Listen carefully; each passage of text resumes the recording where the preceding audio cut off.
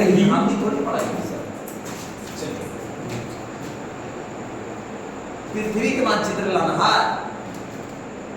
चलिए देखिए अक्षांश के साथ अक्षांश के बारे में पढ़ना, ठीक है। ये हो गया दूध सर लाइन किधर आवाज है सर, एकदम में ये पृथ्वी है, ठीक है। सबसे पहले हम लोग जानेंगे इसको दो बराबर भागों में कौन बांटता है। ये है भूमि विषुवत रेखा, इसको दो बराबर भागों में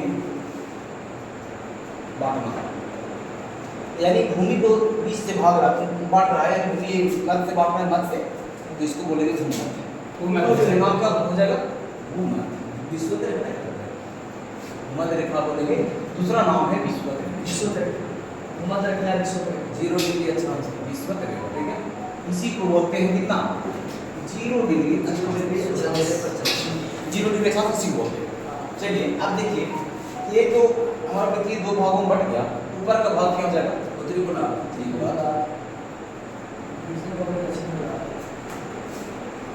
और नीचे का भाग क्या हो गया दक्षिण गोलार्ध।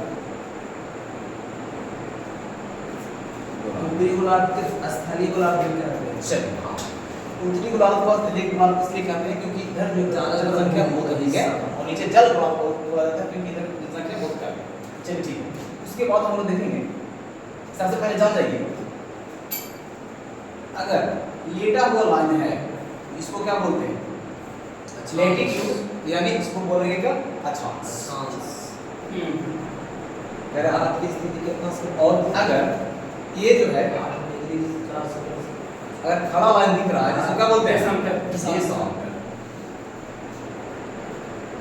चलिए यहाँ पर हम लोग केवल अभी इसके बारे में जानेंगे, ठीक है। एक चीज जानिए, देखिए दो अक्षांश के बीच की दूरी होता है 111 किलोमीटर। कितना किलोमीटर होता है 111 किलोमीटर, और दो अक्षांशों के बीच की दूरी के नाम है, इसको बोलते हैं कटिबंध। क्या बोलते हैं कटिबंध, क्या बोलते हैं इसको कटिबंध, कटिबंध। चलिए ठीक है, यहाँ तक हो गया। अब हम लोग उसके बाद चलते हैं। मान लीजिए देखिए अगर हम लोग केंद्र से अगर 1 डिग्री उत्तरी गोलार्ध में जाते हैं तो ये क्या बनेगा अक्षांश बनेगा। अब देखिए 1 डिग्री अगर इधर जाते हैं, ठीक है, केंद्र से 1 डिग्री इसको क्या बोलते हैं कोणीय अक्षांश बोल सकते हैं, ठीक है। अगर इसको हम मिलाते हैं तो ये बन गया क्या अक्षांश कर दिया। इसी तरह से आगे बढ़ते जाते हैं बढ़ते जाते हैं बढ़ते जाते हैं, कहाँ तक चल जाते हैं 90 डिग्री तक चले जाते हैं। अब चले जाते हैं 90 डिग्री चले जाते हैं। अगर इधर भी इस तरह से बढ़ते आगे कहाँ तक चल जाएंगे 90 डिग्री तक चला जाएगा, ठीक है। चलिए उसके बाद आइए, अगर इसी तरह से बढ़ते बढ़ते अगर हम लोग 23.5 डिग्री, कितना 23.5 डिग्री उत्तरी गोलार्ध में जाते हैं, इसका क्या नाम है कर्क रेखा नाम है। क्या नाम है कर्क रेखा। कितना डिग्री 23.5। अगर 23.5 डिग्री इसी प्रकार से दक्षिणी गोलार्ध में आते हैं, इसका क्या नाम है मकर रेखा। इसके बाद अगर हम लोग और ऊपर जाते हैं 66.5 डिग्री, कितना डिग्री 66.5 डिग्री, इसका नाम है अंटार्कटिका। क्या नाम है अंटार्कटिक रेखा, ठीक नहीं टीका, सॉरी अंटार्कटिक है, अंटार्कटिक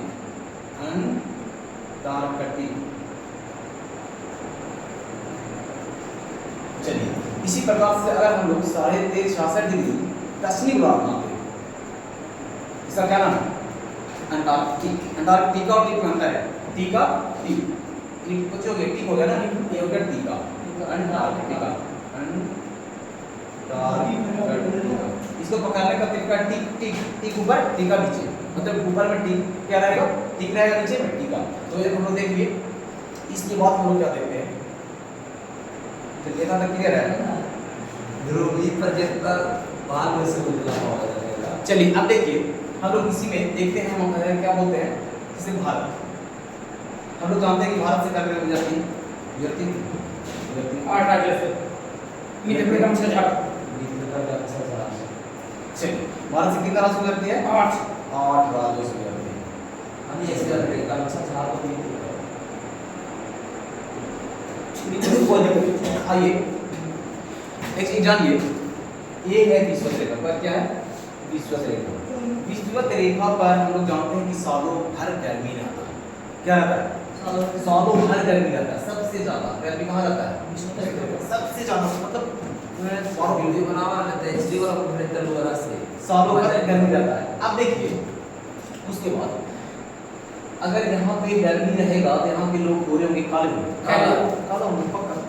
चलिए जैसे वेस्ट इंडीज हो गया ना।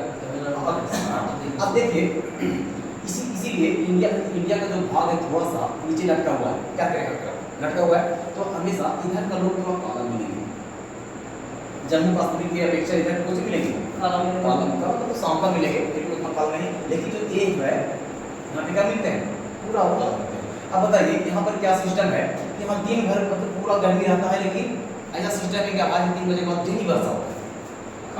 यहाँ पे क्या लिखा, सॉरी क्या लिखा नहीं, मतलब क्या होता है घुमा तरीका पे डेली वर्षा होता है। तो ये सिस्टम है 2:30 से 3 बजे के बीच होता है, ठीक है, डेली वर्षा होता है।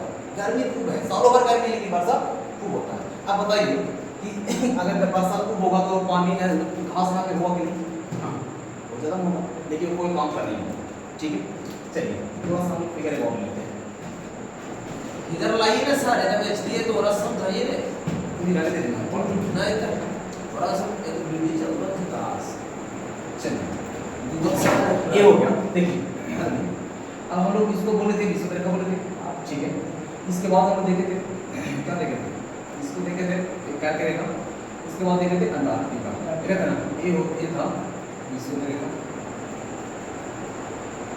विश्व रेखा था। और ये क्या था, क्या था, ये था अंटार्कटिक, ऊपर में ठीक नीचे में टीका, अंटार्कटिका, अंटार्कटिका लड्डू। चलिए ये क्या है, चलिए ये था क्या, अंटार्कटिका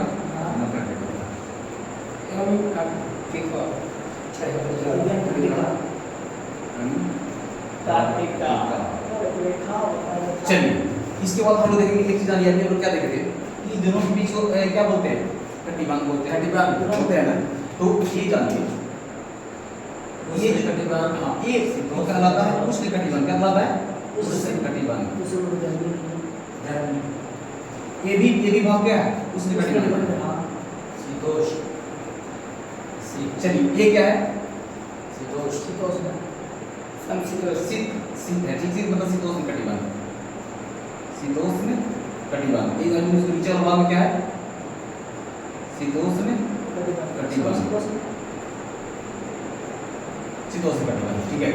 अब इसके बाद देखिए ध्यान दीजिए, अगर आएगा जैसे आएगा क्या बोलते हैं घास, अगर ये ऐसे हम लोग पूछता ना कि उस कटिबंध में पाए जाने वाला घास होते हैं और उस कटिबंध एक चीज देखिए हम लोग कल भूगोल में विश्व का मानचित्र लाने वाला समझाइए, क्या होगा, विश्व का मानचित्र लाएंगे ये मतलब और समझाइएगा, हाँ कोई बात भूगोल में चलिए ये हो गया ना।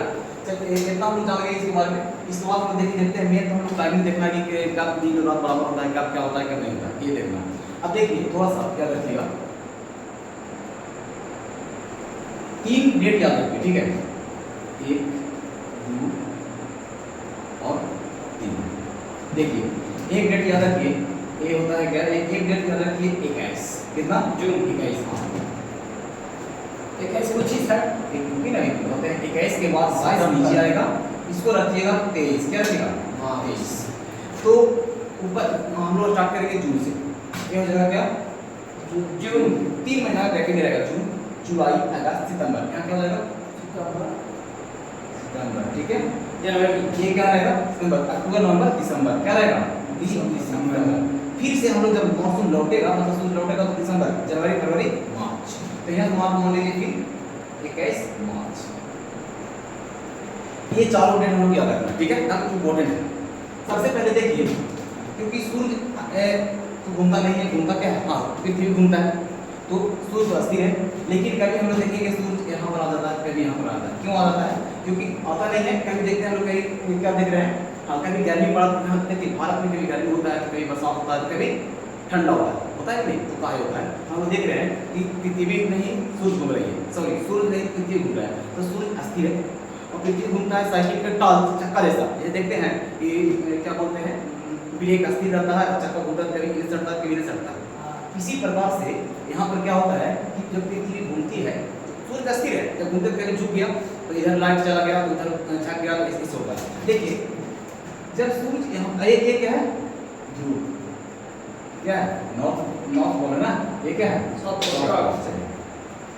एक चीज जानिए कि ध्रुव पर 6 महीना का क्या होता है, 6 महीना का दिन होता है, 6 महीना का रात होता है, 6 महीना का दिन और 6 महीना का रात होता है, 6 महीना का दिन और 6 महीना का रात होता है। कैसे समझ देखेंगे, ध्यान दीजिए जब सूर्य यहाँ पे है, कर्क रेखा पे है, ठीक है, तो भारत है ना, और जब कर्क रेखा पे है तो भारत में क्या होगा, दिन होगा, क्लियर।